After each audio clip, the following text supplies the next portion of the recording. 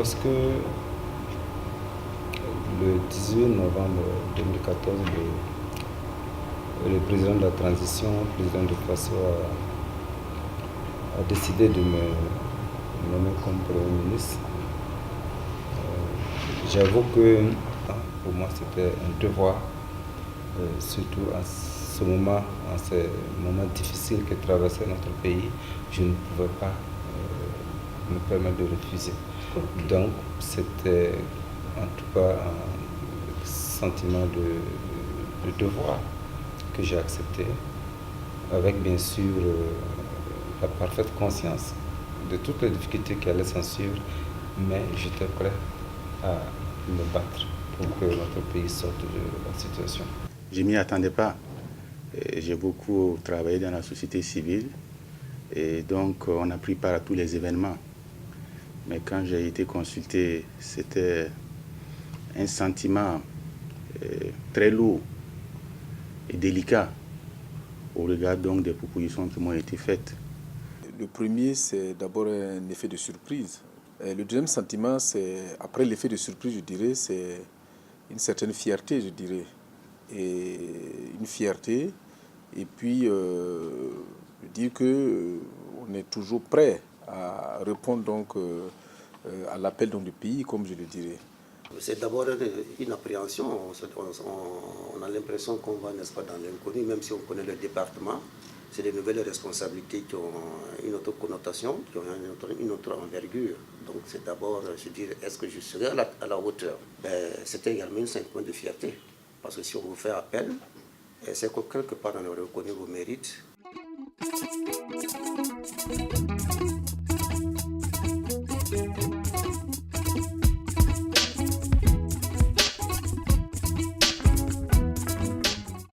Lorsque nous avons formé le gouvernement, nous nous sommes dit que les attentes du peuple sont énormes. Donc il fallait travailler à apporter des réponses immédiates à ces attentes du peuple qui sont notamment la soif de justice.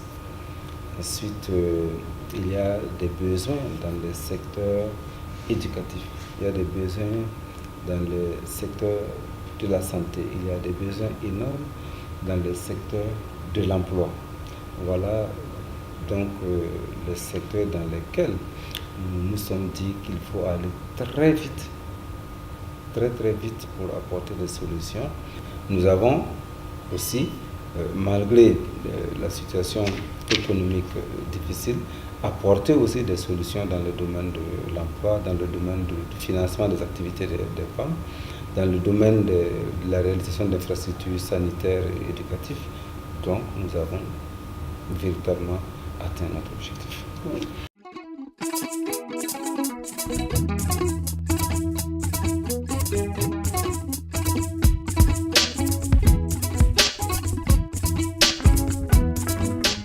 Le secteur de la communication, il fallait en tout cas se pencher essentiellement aussi sur ce secteur-là. Et c'est dans ce cadre que nous avons adopté donc ces différentes lois qui encadrent bien sûr le secteur de la communication, et ça nous permet en tout cas une évolution, notamment vous avez vu la création donc de ce fonds-là pour aider donc la presse. Ça va permettre voilà, aux organes de presse d'avoir des fonds. Nous avons travaillé à ce que véritablement la liberté de la presse soit davantage garantie au niveau de notre pays. C'est pour cela que nous avons dépénalisé le délit de presse. C'est un mettre à l'actif du gouvernement de la transition. Il faut dire qu'en termes de défis et d'actions majeures à l'élever au niveau du ministère, nous avons travaillé à élaborer, faire adopter au niveau du CNT des textes qui réforment le secteur des médias et de la communication. Et l'adoption des 4 lois portant donc sur le régime juridique de la presse écrite, la presse en ligne, l'audiovisuel et la publicité était l'une de nos missions fondamentales. Et je pense que l'adoption de ces textes permet en tant que tel d'aller vers un plus grand professionnalisme, de libéraliser et d'accorder une certaine viabilité financière et économique aux entreprises de presse. Une autre action majeure qu'on a pu réaliser cette année, c'est la création du fonds d'appui à la presse. Cela permettra de structurer et de consolider en tant que tel l'appui que l'État apporte à la presse. Et nous avons aussi travaillé à la défiscalisation du matériel de presse qui est dans la loi des finances 2015. Et je pense que normalement, si tout se passe bien, ça va être reconduit pour la loi des finances 2016. Et ça aussi, c'est quelque chose de très important donc, au niveau des réformes qui ont été mises en œuvre au sein de ce ministère. Nous avons réussi la couverture des élections législatives et présidentielles au niveau de la RTB. Ça, c'était un grand défi à relever. Vous savez donc que suite à l'insurrection, la RTB a été saccagée. On n'avait plus beaucoup de matériel. Les journalistes étaient vraiment traumatisés, etc. Donc il y a tout un ensemble de réformes qui ont été entreprises. Et l'un des grands rendez-vous, c'était de réussir donc ces élections. Un autre point très important, nous avons aussi travaillé au niveau du numérique à mobiliser les fonds. Vous savez donc qu'on devait basculer au numérique en juin 2015, mais pour des raisons essentiellement financières, nous n'avons pas pu le faire. Nous avons donc travaillé avec un certain nombre d'acteurs pour pouvoir mobiliser les fonds et nous permettre donc de poursuivre le processus. Et aujourd'hui, je suis heureux de pouvoir vous le dire que les fonds ont été mobilisés et que le travail donc se poursuit pour que l'année prochaine, nous serons donc au rendez-vous avec le basculement au numérique. Aussi, en matière de communication gouvernementale, il y a un travail quand même très important qui a été fait. Et vous avez tout suivi les communiqués quotidiens du SIG. Vous avez vu les émissions face à la presse qui ont été organisées. L'émission Tribune qui passait à la télé tous les mardis où on recevait un certain nombre de responsables pour expliquer les actions phares qui sont menées dans les départements.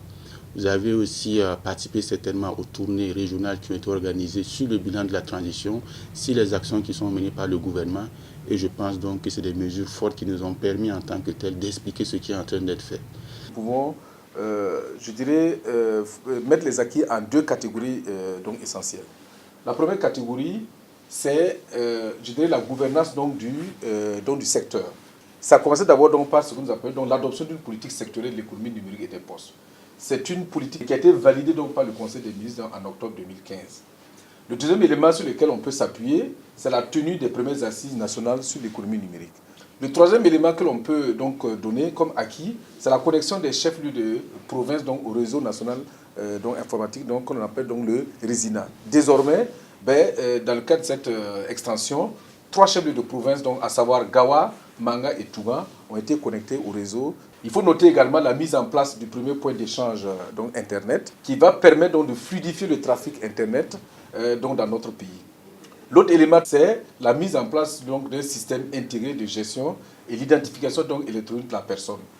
Alors, nous avons également l'extension et la modernisation du réseau postal. Alors, dans le cadre du contrat plan qu'il y a eu entre l'État et la Société nationale des postes, la transition donc, a travaillé en principe donc, à faire en sorte que l'ensemble du réseau postal puisse être véritablement modernisé pour que les populations donc, puissent avoir accès donc, aux services postaux. Le deuxième élément comme acquis que nous avons donc eu, c'est la gouvernance interne du ministère. C'est un élément important sur lequel nous sommes appuyés.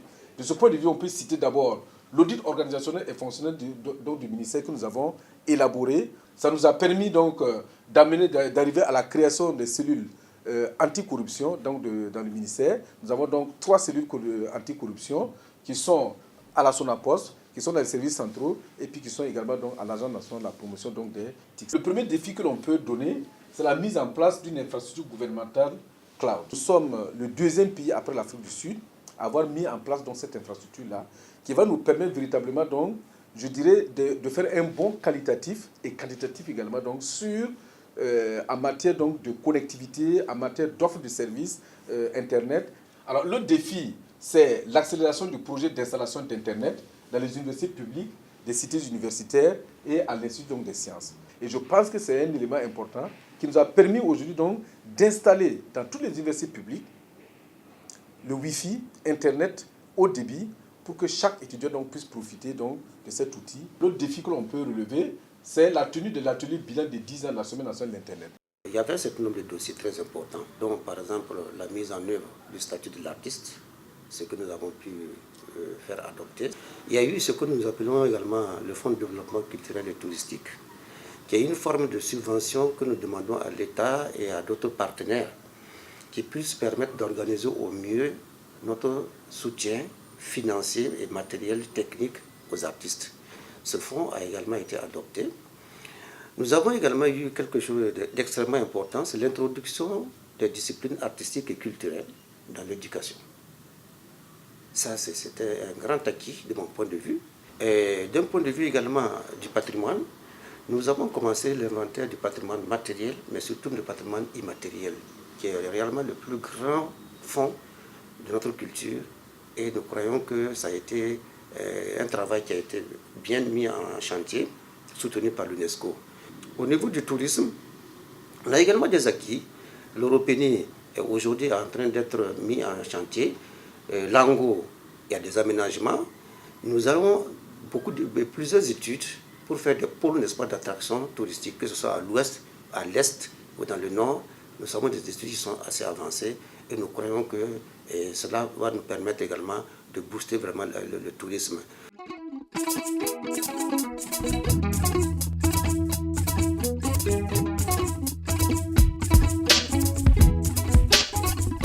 Pour mon successeur, il y a la question de la télévision numérique de terre. C'est un dossier très important sur lequel il faut donc accorder la plus grande importance en termes donc de construction du réseau, en termes donc de communication pour expliquer aux uns et aux autres ce que c'est que le numérique, et aussi en termes d'exploitation des différents services que la TNT offre qui permettront de relever beaucoup de défis en matière de développement. Un autre dossier que je soumettrai évidemment à mon successeur, c'est la question de l'introduction des langues nationales au CNT. Et nous avons travaillé en étroite collaboration avec la coopération suisse qui nous a soutenus financièrement et techniquement. Et ils ont pratiquement débloqué 70 millions et l'État burkinabé doit à son tour verser la somme de 10 millions pour nous permettre donc de faire que certaines langues nationales, notamment 4, le Moré, le Djoula, le Fulfulde et le Gourmachema puissent être des langues de travail au niveau du CNT. La question de la relecture des statuts du SIG qui est d'une haute priorité pour permettre donc à cette structure de jouer un rôle encore plus important avec les moyens qu'il se doit dans la communication gouvernementale. Le premier dossier véritablement donc prioritaire que je propose donc de laisser à mon successeur, c'est l'aboutissement du projet de création de l'École nationale des postes et télécommunications. Il y a également donc la réalisation du réseau fibre optique Ouaga Manga Po et la bretelle Manga Pôle de croissance de Bagré. Alors au cours de cette année 2015, la mise en œuvre du projet a connu donc une accélération de la procédure de passation de marché. L'autre élément, c'est l'aboutissement du projet Backbone. Alors, c'est un projet de fibre optique de près de 7500 km qui est également un projet lourd parce qu'il coûte environ 230 à 240 millions de dollars, donc autour de 115 à 120 milliards de francs CFA. Nous sommes aujourd'hui certains que les financements sont quasiment acquis, en tout cas dans une grande partie, et je pense que c'est un projet important que mon successeur doit véritablement donc mettre en œuvre. Il y a aussi la création du technopôle également, parce que c'est une œuvre majeure qui va faire en sorte, ce que certains appellent une Silicon Valley du Burkina, faire en sorte que nous puissions installer l'ensemble des acteurs des TIC au sein d'une même structure, sur un même espace, où véritablement donc, les gens pourront, les banquiers seront là, nous allons avoir également donc, les développeurs de logiciels, ainsi de suite. Nous avons entamé un certain nombre de choses, mais qui sont bien lancées, mais qui n'ont pas encore abouti. C'est notamment ce que nous appelons la loi du 1%. La loi du 1%, c'est de faire en sorte que tout bâtiment qui se construit, bâtiment public, immeuble public qui se construit, d'un certain niveau, qu'on puisse consacrer 1% du budget pour qu'on le consacre, n'est-ce pas, à la décoration. Ça va faire travailler les artistes plasticiens. Nous avons également ce que nous appelons donc la stratégie de développement du livre. Elle est bien engagée, mais il va falloir que nous puissions vraiment l'amener à terme. Voilà autant de chantiers que nous allons vraiment léguer à notre successeur.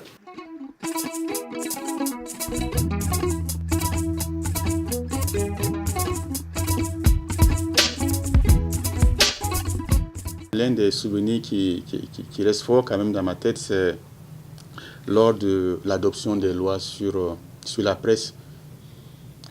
C'était l'année de mission, c'était quelque chose de très important. Et nous avons donc réussi à le faire passer, même si la question des quantums avait suscité un certain tollé.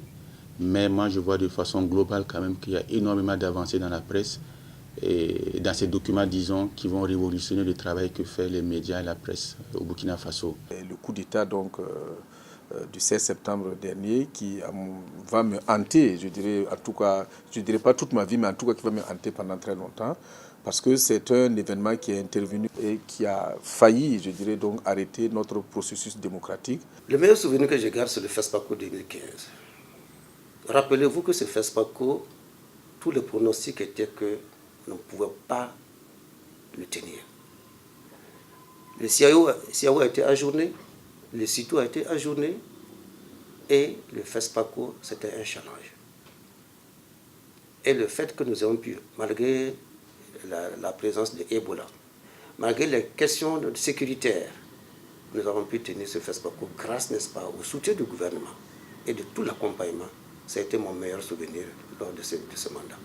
Je voudrais saisir cette occasion pour dire un grand merci à la population burkinabé, parce que c'est une population vaillante, une population combattante, c'est une population digne, c'est une population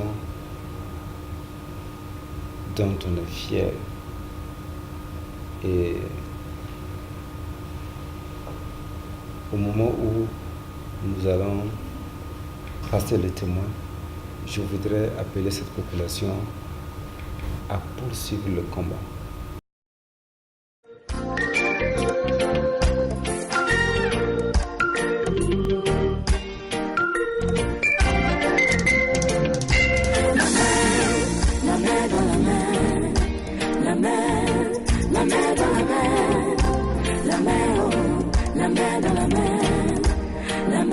La mer dans la mer.